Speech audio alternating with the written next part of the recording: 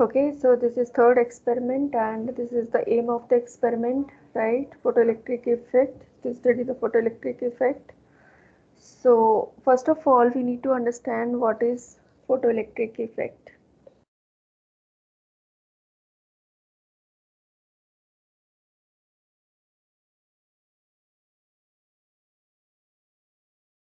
So photoelectric effect is the emission of electrons from the metal surface when this is being irradiated or when some external energy is being incident on the metal surface, right? So if this energy is being incident on the metal surface h nu, let's say, then the electrons are being ejected out of the surface, right? And this will happen only if the energy of the applied radiations is higher than the work function of the metal surface.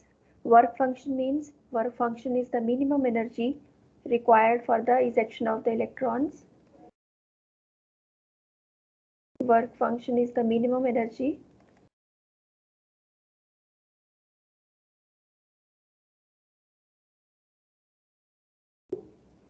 required for the ejection of electrons. Okay, so this is the minimum. Every material has its own work function. Every metal has its own work function. This is denoted by W naught. Okay, so electron का ejection तभी होगा in case if the energy of the applied radiation will be higher than the work function of the metal surface. The electrons will be ejected out only if the applied energy is higher than the work function of the metal surface, right? Now, few facts which you should know about the photoelectric effect is the number of ejected electrons depends upon the intensity of radiation.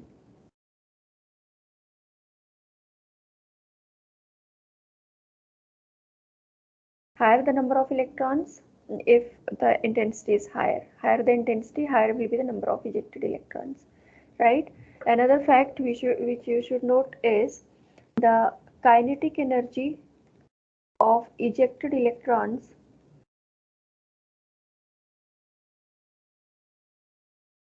depends upon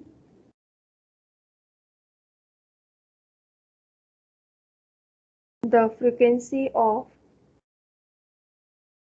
applied radiations. So applied radiations की जितनी ज़्यादा frequency होगी उतना ही ज़्यादा kinetic energy ejected electrons की होगी, right? So these two things you must note. Okay, so while doing this experiment, so basically there are two parts of this experiment. First one is to draw. Ma'am एक बार पिछला ma'am previous page turn करने एक बार previous slide. Yes.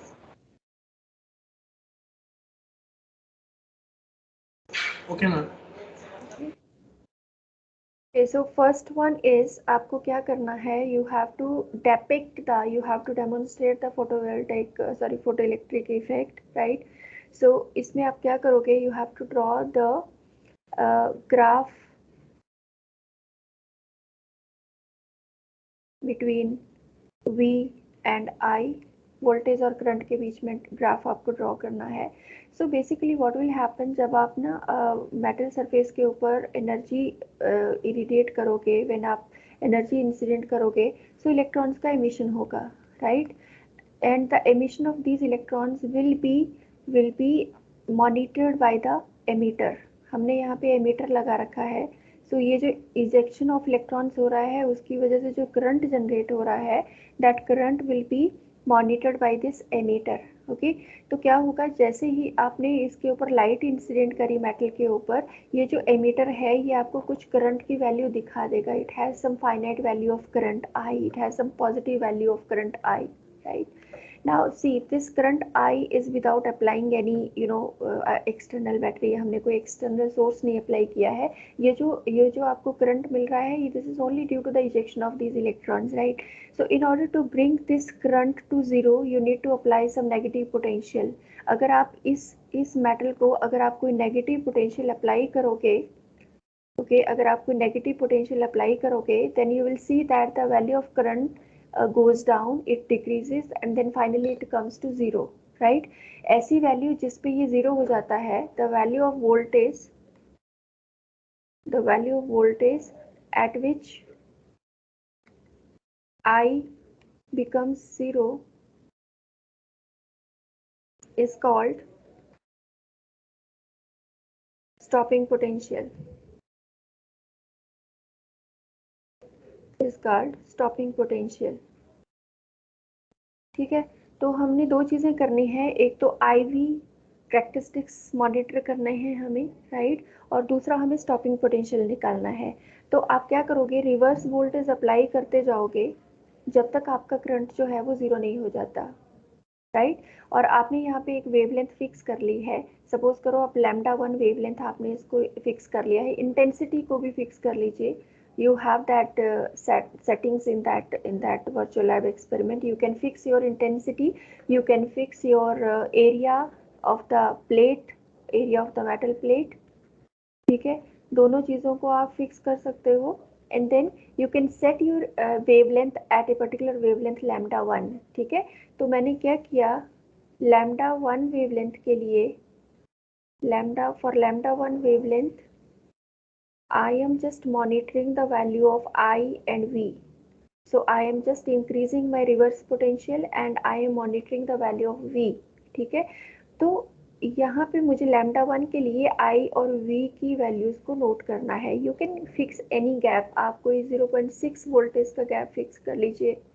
ठीक है, तो जैसे जैसे आप रिवर्स वोल्टेज को बढ़ाते जाओगे वैसे वैसे आपकी करंट की वैल्यू जो है वो कम होती जाएगी. ठीक है, then you fix your wavelength at another lambda. आप कोई दूसरी वेवलेंथ सेलेक्ट कर लो और उसके ऊपर भी आपको सेम चीज़ करनी है, V और I की वैल्यूज फाइंड आउट करनी है. You may take any gap between V को वेरी कर रहे हो आप, ऑब्वियसली I तो अपने आप आ रहा है सिस्टम से, V को आप अपने आप वेरी कर रहे हो. So you may give it any gap, may be 1 volt और मे बी 0.5 वोल्ट का दे दीजिए गैप, या 0.6 वोल्टेज का दे दीजिए. Whatever you want you can do that, right. Then you have to take the similar readings from for other wavelengths also. तो आप λ3 के लिए भी सेम चीज करोगे, V I. ठीक है, फिर आप λ4 के लिए सेम चीज करोगे, V और I की वैल्यूज आपको फाइंड आउट करनी है. Then you will do it for λ5. तो मिनिमम 5 वेवलेंथ्स के लिए आपको I और V की वैल्यूज फाइंड आउट करनी है, right. Then you will plot a graph between V and I for different values of wavelength. तो वोल्टेज को मैंने x एक्सिस में ले लिया और करंट को मैंने y एक्सिस में ले लिया. And then I have to plot it for different values. 5 readings लेनी जरूरी है. हाँ, आपको 5 मिनिमम वेवलेंथ्स के लिए I और V के कैरेक्टरिस्टिक्स लेना है. ठीक है, सो अब मेरे पास 5 डिफरेंट लैम्डास हैं and I will B plotting the IV curves for 5 different values like this.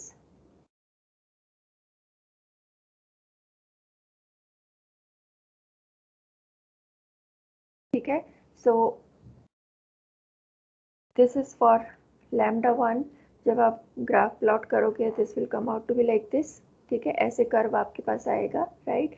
ये जो पोटेंशियल है जहाँ पे आपका V जो है वो sorry, not this one. Yeah, so this is the potential at which your I becomes zero. This is known as the stopping potential for that particular lambda. ठीक है, for λ1 you can say. Similarly, when you will plot this characteristics for λ2, then you'll again get some stopping potential for this one. So this is your Vs2, you can say this is your Vs1. ठीक है, similarly λ3 के लिए आपने किया तो आपके पास यहाँ पे स्टॉपिंग पोटेंशियल मिला आपको. Stopping potential means the amount of potential that has to be applied in order to bring the current to zero. ठीक है, तो ये आपका VS3 आ गया. Similarly you will get VS4. Similarly you will get VS5. ये आपका VS5. This is for lambda 5. This is for lambda 4. ठीक है, तो जब आपने ये किया, first of all you need to make this table. ये टेबल बनाइए lambda 1, lambda 2, lambda 3, lambda 4 and then find out the values of V and I. Then you plot it and then from the graph you can find out the value of stopping potential. ठीक है, once you got the value of stopping potential you can find out the value of the Planck's constant. Let's see how to do that. The photoelectric equation is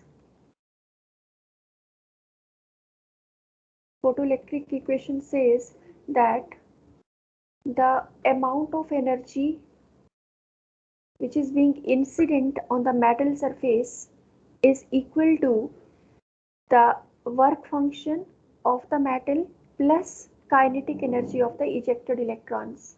ठीक है, metal के ऊपर आप जो energy incident कर रहे हो, ये जो एनर्जी है ये दो चीज़ों में यूटिलाइज होती है. नंबर 1, इसके वर्क फंक्शन को कॉम्पेंसेट करने के लिए, इसके वर्क फंक्शन को एक्टिवेट करने के लिए, प्लस जो इलेक्ट्रॉन्स इजेक्ट हुए उनकी काइनेटिक एनर्जी कितनी है. Right, so this is the total amount of energy h nu which is equal to omega naught plus kinetic energy. Right, what does it mean? Kinetic energy must be equal to h nu minus this w naught. Okay, अब kinetic energy हमको पता है, this is equal to EV electron volt EV, right, which is equal to h nu minus this one. अगर हम मैं stopping potential की बात करूं, then stopping potential must be equal to this h nu upon E minus w naught upon E. ठीक है, अब आप क्या करो, इस इक्वेशन को आप एक स्ट्रेट लाइन इक्वेशन से कंपेयर करो. And the equation is, standard equation क्या होती है स्ट्रेट लाइन की? y is equal to mx plus c. ठीक है, यही होती है ना स्टैंडर्ड इक्वेशन आपकी, y is equal to mx plus c, where m is the slope and c is the intercept. तो अगर आप इन दोनों इक्वेशन को कंपेयर करोगे, यू विल फाइंड दैट आपका जो इस तरह से ग्राफ बनना चाहिए.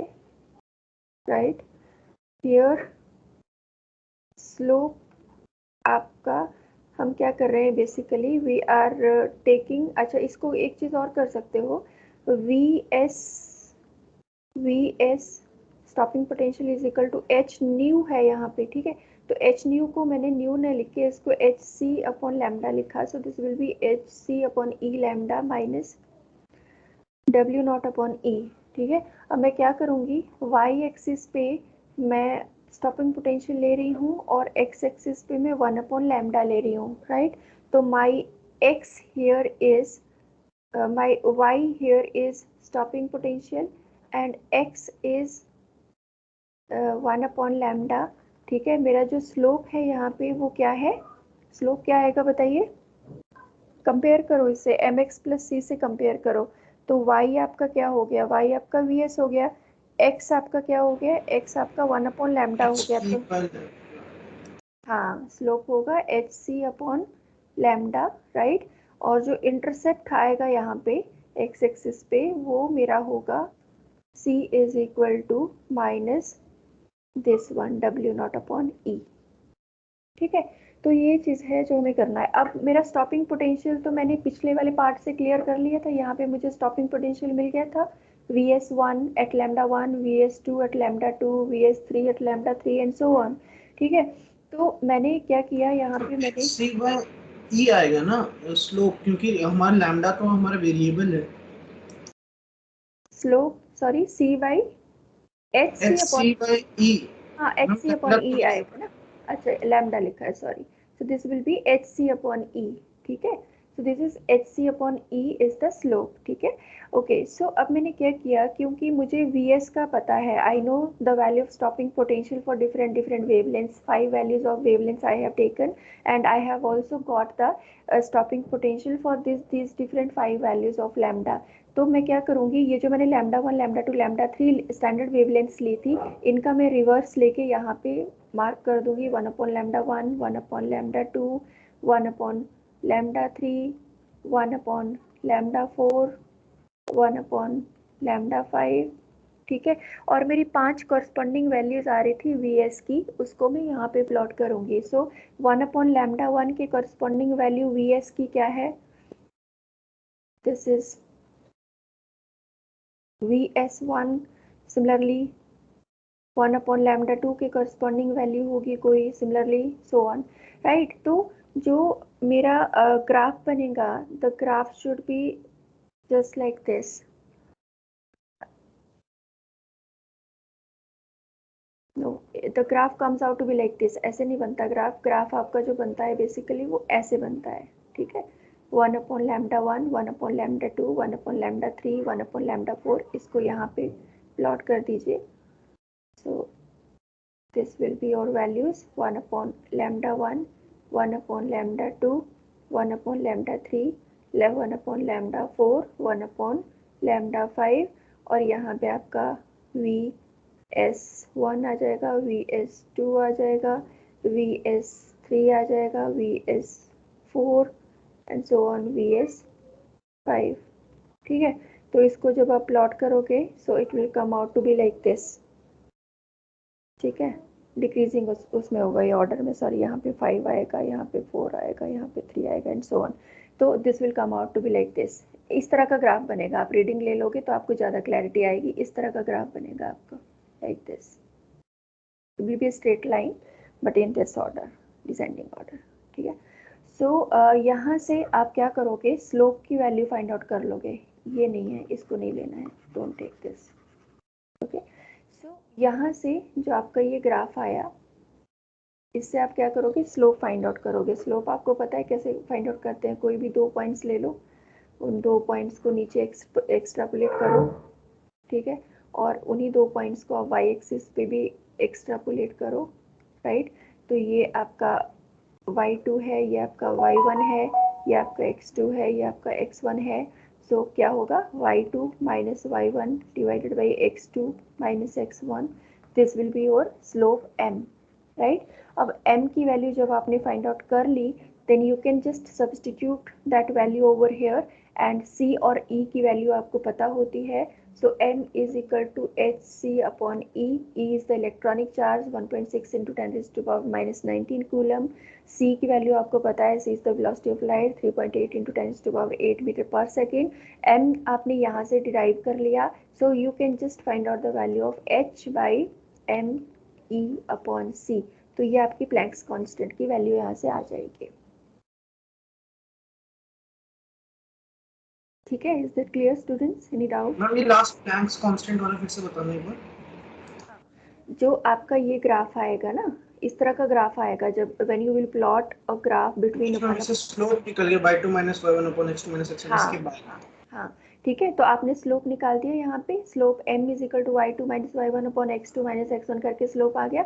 अब ये जो स्लोप है, इसकी वैल्यू यहाँ पे पुट कर दो। ये बोला था ना हमने, स्लोप क्या होता है। स्लोप जब आपने ये दोनों इक्वेशंस को कंपेयर किया था, स्टैंडर्ड इक्वेशन को और इसको कंपेयर किया था, we find the value of slope was equal to m is equal to hc upon e, ठीक है। hc अपॉन e वैल्यू थी इसकी, राइट। तो m is equal to hc upon e है, m is equal to hc upon e है, c और e की वैल्यू हमें पता होती है क्या होती है, right. e is the electronic charge, 1.6 into 10 to the power minus 19. c की वैल्यू आपको पता है, c is the velocity of light, 3 into 10 to the power 8 होती है, राइट। तो when you will put all these values, m आपने find out कर लिया यहाँ से, ठीक है। m की वैल्यू सब्सटीट्यूट कर दो, e की वैल्यू सब्सटीट्यूट कर दो, c की वैल्यू सब्सटीट्यूट कर दो, you will get the value of h। Is that clear? Yes ma'am. Okay, good. So this is what you have to do in this experiment. ये 2 ही part करने हैं आपको, बाकी चीज़ें करने की ज़रूरत नहीं है, हालांकि उसमें बहुत कुछ मेंशन है, but you have to do these 2 things only to understand the phenomena of photo electric effect as a whole. ठीक है, इसमें आप वही करोगे, IV प्लॉट्स जो हैं वो आपका ये फिनोमिना को क्लियर कर देगा, right. Kinetic energy of the ये वाला पार्ट आपको नहीं करना है, right. To determine the Planck's constant from kinetic energy versus frequency. तो इसमें भी आपको स्टॉपिंग पोटेंशियल से करना है ये, to determine the Planck's constant from, इसको स्टॉपिंग पोटेंशियल कर दीजिएगा, from stopping potential versus wavelength. एक ही बात है ये, बट स्टिल इसको वेवलेंथ लिखोगे तो ज़्यादा क्लैरिटी रहेगी। ठीक है, वर्सेस वेवलेंथ ग्राफ, तो ये वाला आपको करना है। To plot a graph connecting photo current and applied, इसकी जरूरत ये नहीं करना है आपको, इसको छोड़ दीजिए। To determine the stopping potential, या तो आपने कर ही लिया। So these 3 parts you need to do for this particular experiment. ठीक है, अब मैं आपको बताती हूँ वर्चुअल लैब पे हम लोग कैसे इसको करेंगे। एक बार लास्ट एम दिखाना जो आपने एक्स्ट्रा ऐड किया था एम। या this one, to determine the Planck's constant from stopping potential, this is stopping potential versus wavelength graph.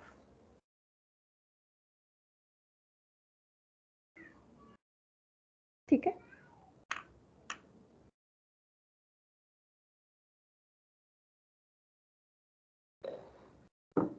yes, students, is it okay? Yes ma'am. Yes. Okay, great. Now let me share the experiment on the virtual lab.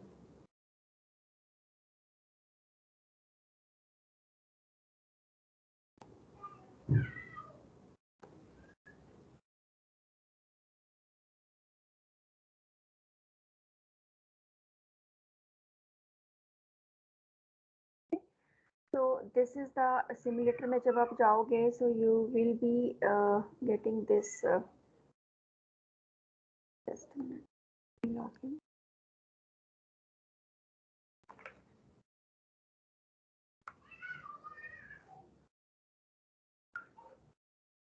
ठीक है, so this is your entire setup. Okay, यहाँ ये आपका light source है, this is your light source which is having different different frequencies. Okay, then this is your metal piece जो hold करेगा, so this is that one. Ammeter है, volt meter है। So when you will switch on the light, so just switch on the light. You can choose the material also. See, there are different materials which are being given over here. You can take sodium, you can take copper, you can take zinc, platinum, and some unknown thing if you want to take. Okay, so then you can also fix the area of the plate. जो यहाँ पे आपका ये plate लगी है ना, metal plate लगी है, उसका भी आप एरिया फिक्स कर सकते हो। So like for example, I am taking it let's say 0.2 centimeter square. Okay, intensity को आप फिक्स कर सकते हो, for example I am fixing it 10 watt per meter square. Okay, and then I have to vary the wavelength. So first of all, I will take the wavelength as, let's say I'm taking it 110 nanometer.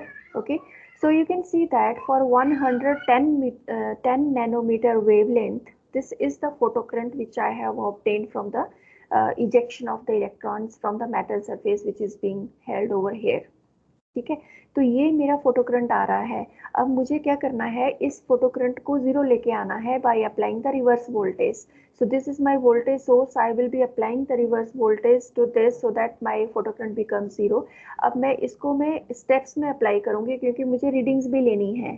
ठीक है, तो मैं क्या करूंगी, let us suppose I fixed it at 1 volt, मैंने 1 volt के gap पे fix कर दिया, या आपकी इच्छा है जैसे आप चाहो आप इसको 0.5 वोल्ट के स्टेप पे भी ले सकते हो, 0.7 के स्टेप पे भी ले सकते हो, 0.6 के स्टेप पे आपका ये रीडिंग आ रही है, फिर आप उसको 1.2 पे ले लो, फिर 1.8 पे ले लो, फिर आप, बट ये इसको गैप बनाने के लिए ना एक बार आप मैक्सिमम देख लो कि जीरो कहाँ जा रहा है। तो this is the voltage at which you are getting zero. तो वोल्टेज कितनी है, 6.6 वोल्ट है, राइट। और मुझे पता है मुझे मैक्सिमम रीडिंग्स मेरे पास अगर 10 होगी तो मेरा ग्राफ अच्छा बन जाएगा, ठीक है। तो मैं क्या करूँगी, 6.6 is the maximum and it is varying from 0। तो मैं क्या करती हूँ, इसको मे बी 0.7 या 0.8 के गैप में फिक्स कर लेती हूँ, so that I could have the maximum 10 readings, right. तो इसको आप 0.8 के गैप से ले लो, 0.8 पे ये रीडिंग है, then you will go to 1.6 पे जाओगे, फिर आप 2.4 पे जाओगे एंड सो ऑन, ऐसे करते करते then you will come to the value where it is becoming 0. So this is my potential, this is my reverse potential at which the photocurrent becomes 0, and this is the stopping potential also. Okay, so ये मेरा एक wavelength के लिए हो गया. Then I will fix, I'll go for another wavelength, maybe 150. Okay, so ma'am table में तो हमें डायरेक्ट ये लिखना है ना कि पर हर एक वेवलेंथ के लिए कितना स्टॉपिंग पोटेंशियल क्या है। नहीं, आपको रीडिंग्स लेनी है, that's what I told you, क्योंकि ग्राफ भी तो बनाओगे ना, ग्राफ कैसे बनेगा without readings, you will not have the graph.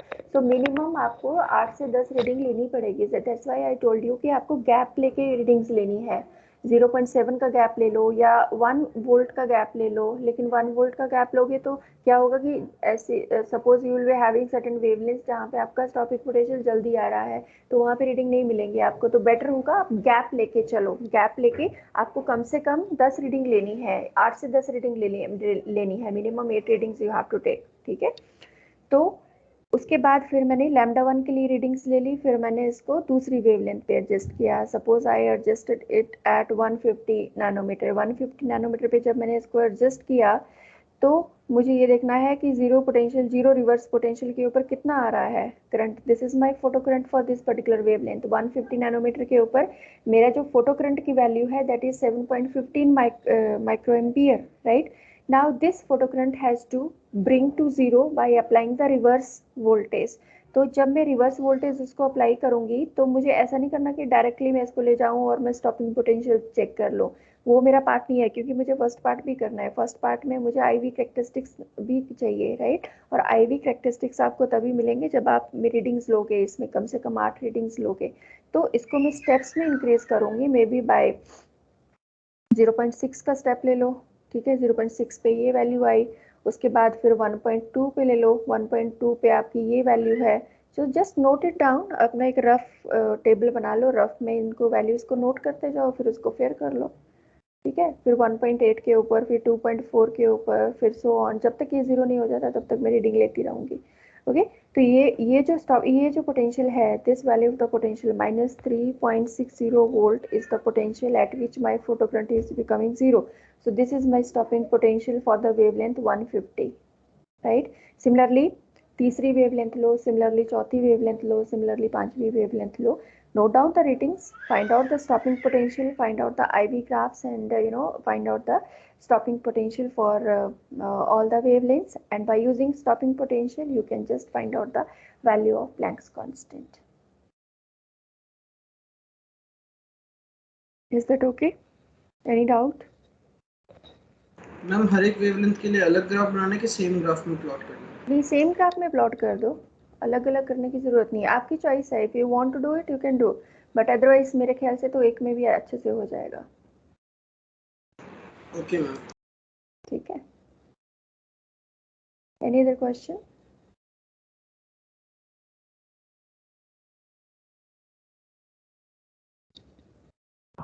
No, ma'am.